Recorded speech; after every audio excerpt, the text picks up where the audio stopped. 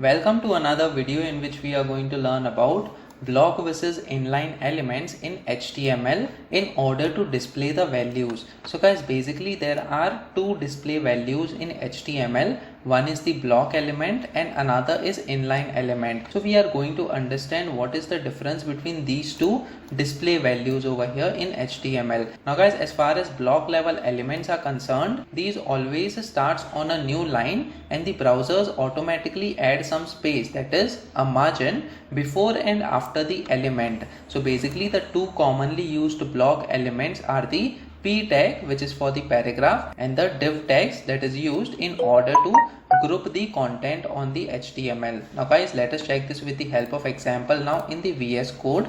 So over here I have defined the title as block versus inline elements, and now what we will do is we will have the p tag over here and then we will say this is simple paragraph. So guys, we have written a simple paragraph with the help of a p tag over here. Now guys, let us say we have another tag, that is the div tag in this case, which is used in order to group the content on the HTML. So when we use the div tag, inside this we will be using some another tag over here. So let's say I use another paragraph tag and then we will say this is another paragraph inside div tag. So guys, basically this div tag is used in order to group the content. So let me just save this file now and try reloading this page on the browser.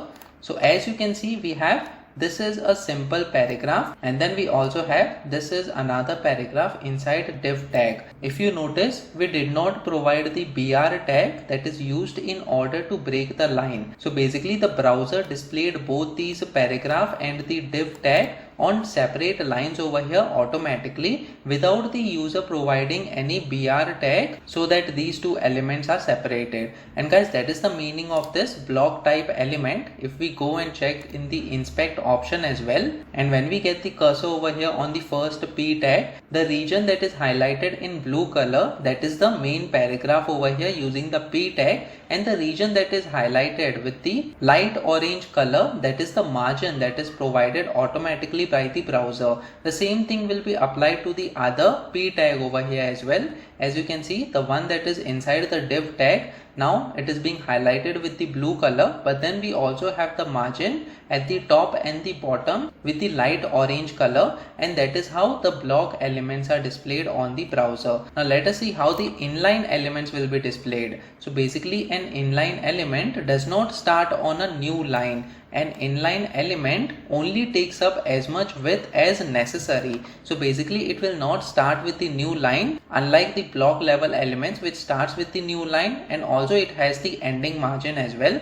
And these inline elements will only take as much width as necessary. Over here we have seen with the block elements that the entire width of the screen is being taken by the p tag and the div tag as well. But the inline element will take the width that is necessary in order to display it on the browser. So commonly used inline elements are the span tag and the a tag. So guys, let us check this with the help of example now. Now guys, let us say after this div tag, we directly want to provide the span tag over here. So when we provide the span tag, we will say this is a span tag. Now let me just save this file now and try reloading this page once again on the browser. So as you can see, this is a span tag is being displayed over here after the div tag. So basically this div tag was displayed, which is having the paragraph, and then we have the span tag over here which is displayed right now. So this is on another line. That's because we have provided the div tag and it is having its own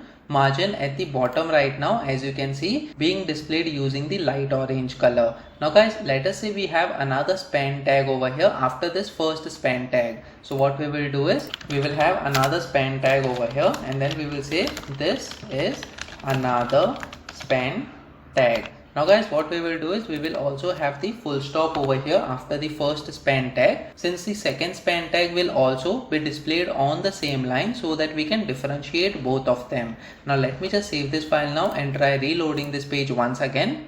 So as you can see, the another span tag, that is this is another span tag over here, is being displayed on the same line, and that is the meaning of the inline element. So it continues on the same line wherever it is being displayed in the source code, and also it takes as much width as necessary. So if we get the cursor over here, you can see only the blue part, that is this is span tag, is being highlighted over here. Again, this is another span tag is being highlighted over here, and not the entire width of the screen is being taken, unlike what we have seen in the P tag. You can see the entire screen width is being taken and the color is till the end of the screen on the right. So guys, this is the main difference between the block and the inline element over here. We have another element, that is the A tag, which is used in order to display certain link. So if we provide the A tag over here, and then we can simply provide this is a hyperlink. So guys, we also call it as hyperlink since it is used in order to link to another source where we can navigate to. We will be checking the A tag in the upcoming videos as well, so that you get to learn more about the A tag.